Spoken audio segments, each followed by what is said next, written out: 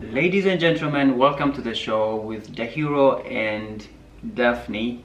I hope you're progressing in it could be 1 inch, 2 inches, could be, I don't know, whatever metrics that you can use to measure, but I hope you are making every effort to improve your life. And we're here, personally, I think I'm getting to discover this. I'm here to make you rethink a lot of things. Rethink your finances, your health, your relationships, your beliefs, even your behavior. The more you go back and analyze who you are and get to the bottom of what you do and everything that's going on in your life and understand why it's happening, it is going to change your life. Without further ado, let's dive into today's topic. Often I hear people say the system is broken, and usually people react to the system. People either riot against the system, people complain about the system, which are all those things are valid. And then when a friend of mine was talking about how the system is broken, this question came up, and I was like, who designs the system, and what can we do about the system? All people always talk about the system as if it's really God's laws, God's constitution that you can't do anything about. So I was curious, and I went back to my notes and I realized I've always wanted to talk about this, but it never came up. So today we're talking about what can we do about the system. First of all, let's dive into just a generic understanding of what is a system lifestyle. I was just about to ask that. What defines system? Because there's so many systems. I feel like there's so many systems, so you need to be more specific. You gave the example of, is it God's rules, God's constitution, but really that is just a religious system. But the system is way more bigger than that. It's a huge umbrella of different areas in life. So how about you start? How do you define the system? So I would say, actually I would start with something that's positive about the term systems.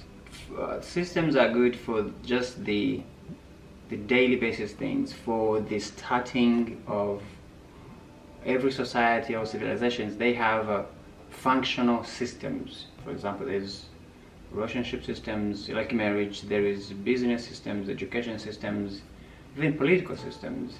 They are good to establish some form of ground that people can follow on daily, to organize the masses, because organizing millions of people without some kind of guidelines, it's very chaotic. So at least those systems are good for that purpose. There are societies that seem not to be progressing, and that's usually because they don't have really tangible systems, functional systems. They have like a few main, for example, education, political, health, financial systems, and that's it. So there is no other macro systems, for example, like in the United States or other developed countries. Something simple like McDonald's, like it's a chain of food restaurants. At least a 16-year-old person, that's where they start going to work. You can actually work there and you're back make a living. So, but in other countries, people the only jobs they're expected to do, they can find a job that require a high degree or be employed by the government or just big industries. So there is no other, they don't create more systems, which, that's what I was saying, systems at the beginning for mass production, to mobilize more people, to create more jobs, to opportunities, you need systems. And people who are good at making systems, it works at the beginning of progress. It's then after these systems are in place and they can no longer either support the demand, or when there's need for improvement, or when there's new challenges. Because I was going to come in and say that it's good that he's talking about the positives of systems, but the question is, these systems end up, kind of paralyzing people. It paralyzes your mindset, it paralyzes your progress, individual progress, and even your career. Because if we're talking about, let's say, financial systems, there's a financial system in the country right now that we live in where credit score, credit cards, that's the norm. And the banks and yes. No, like the lending, the lending, yeah, that system of owing, the more you owe and you make consistent payments, the better you are. So I'll give this example. George may have no credit card, his credit score then will be low, and maybe he doesn't have debts. So no credit card and hardly any debts because he's been buying everything using cash. So he will have a very low credit score.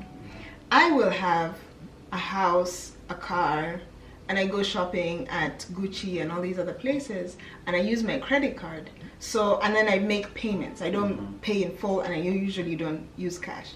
And so I have debts. Now, if we both go to the bank, I will get a loan before he does, just because I have a debt and I'm making a consistent payment towards the debt. He has no debt, so therefore they don't. It's harder to trust him, and then he has no credit card, so therefore his credit score is low. A good credit score is 800, like that's the best. That's where everybody wants to be. An average is 700s to like 600s. Below that, you're kind of screwed. The higher your credit score, the better your interest rate. The lower your credit score, the higher your interest rate. So it's opposite. That's a good one on financial. Okay, I'll give a second one. You're talking about maybe religious systems. Religious systems, from my experience, have hindered people from seeing from kind of seeing the person, the individual, working on the individual basis. So I'm Muslim, you're Christian. Tension. It's worldwide. There's tension no matter which country you go to. It's very rare to find a culture where you have a population of even 10,000 to 100,000 people from those two different religions getting along. There's always this, I'm better than you, criticism, judgment, just negativity, and all around that then creates chaos, which then creates wars, which we all know where that goes into. Education system, fantastic. I mean, we both went to college, we both, have done the right thing based from our generation where you're supposed to go to school, make something of yourself, get the ideal job. The problem with that though is we kind of stop thinking for ourselves, because this belief system, and I'm not criticizing it, I'm just saying that there has to be an alternative. So the education system, great, it gets us thinking broader than we would have if we were just staying at home and doing our own thing. It gives it the basic. It does give tools. the basic. But then even for some, like, because we're both from different countries, I want to say that there's certain things that you learn educationally from about other cultures, which is wonderful. I mean, I would never trade that for anything. Although, one of the things that I've noticed with the education, for instance, in my country, is there's such a large belief from parents that if I educate my child to the master's or doctorate level, they're more likely to get this amazing job and make a good income. It's a guarantee to success. It's a guarantee to success, which we have seen is a huge failure, because I'd say maybe 30 to 40% of youth in my country are unemployed, even those who have, and especially those who have degrees. So then there's this crippling for some of those youth, in the sense that, okay, if I can't get employed, my life is over. Then they start deteriorating and wasting their lives in alcohol, they were relying drugs, on the and everything else. system. And they were relying on the system. When in other, and what would have been great is if in this education system you're taught to think for yourself and to branch out. In the case that you cannot get employment, you already have ideas of how to start your own deal. What can you do be an again, interpreter or and then I think those are the major ones. Or in the health system, I mean, I could go on and on. So there's a loophole in every good System, there's a loophole, and human beings, we have created a kind of a bigger problem from relying too much on the system. That's my feeling. So I'm on the opposite. No, it's everything you said. That's Yeah. I believe so. I was just trying first I'm glad that you're to showing lay the down positive. the grounds of the importance of systems. Actually, I believe in systems, but I believe in Way more than having me. the ability. It's the understanding of the importance of the purpose of systems. Most people take systems as a constitution, something that cannot be changed, as if it's a God's universal God's laws that you cannot negotiate. Ten So, Commandments. and that's what I was asking my friend. Who designed the system? Who designed it? And Yes, that's how a good can it question. change? You answer that. Who do you think designed the system? We people, we design systems. Yeah, But for pretty most much. people, Pretty much. they grow to think there's nothing because they cannot do anything about the system. What do you think people think? Do you think that there's enough people in this world who don't realize that they created the system that is kind of playing against them? Yeah, and where I was going with this is in the process of finding solutions, Yeah. almost this is everywhere in every country, even developed countries. There are always two camps of people, and I think we're just people genetically wired that way. Psychologically, they're conservatives, people who believe things should stay the way they are, the way they were, the way their great grandparents taught them. And there are now progressives, liberals, who also sometimes go too far. They want to change the whole system, which usually comes out as a shocking reality to people who are used to the system.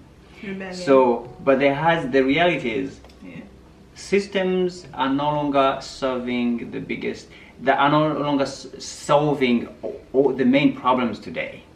The major human problems and needs. They can only solve maybe like 50-70% of problems. So when for example, there are new problems, actually, the systems to begin with, they were created facing certain challenges, you see. So when my parents made up a system, Yeah. and to deal Would you maybe say with it fit their time their and time. their situation and their environment and it fit them. Yes. And so, do you think? But now we've progressed. But the system didn't progress The with. system didn't progress. us. We just keep it the same system, and also the Yeah. systems used to serve as a certain number of people. Yeah. Today, human population have grown too much that these systems can no longer sustain, can no longer really support everyone. So that's when you need it now to improve systems. That's when, for example, on constitutions, you can make amendments, you can add on to the constitution. But even adding on a constitution, it takes long time for people to realize that something isn't working better. It's no longer Yeah. working. So we need to do something. You have to really fight about it, and that's when there's always this conflict of people who are saying, "Hey, this system is no longer serving is no longer producing the results we wanted. What can we do? Is it our responsibility to do something about it?" Well, what do you think about that? Because for me, I feel like one of the best ways to deal with that is to start. You start when the seedlings are young. So you start in the young children. You start it in the. I know there's this, like, we would all love to start it in the homes, but then the child is not at home as much as they will be in school. Yeah. First 5 years is all you get. Then after that, they're in school for most of the day. And that's where they really learn a lot. So it's in that environment. And I think there's a lot more picked up in the social environment. So because the school system is the first major social environment, that is where it should start. From the minute they start school. The system of thinking, questioning, looking for solutions that are outside the norm, having those really good conversations, because as much as kids are kids, they have such interesting ways and perspectives of dealing with problems, because they don't have the social, especially when they're really little, like from standard 1, first grade until maybe 3rd, they don't quite have that peer pressure to appease other people. So they're still fresh and they're still independent in their thoughts, and as independent as what is taught at home. So I feel like the home, but majorly the school system should start things like a friend of ours, Owen, we were talking about it, incorporating social ethics, civics into the society as much as possible. I think you're talking about what we can do to prepare people to think positively, to kind of to remake the system, to be able to be comfortable to to amend maybe the systems, to add more on the system. Yeah. So, Yeah. and it starts earlier.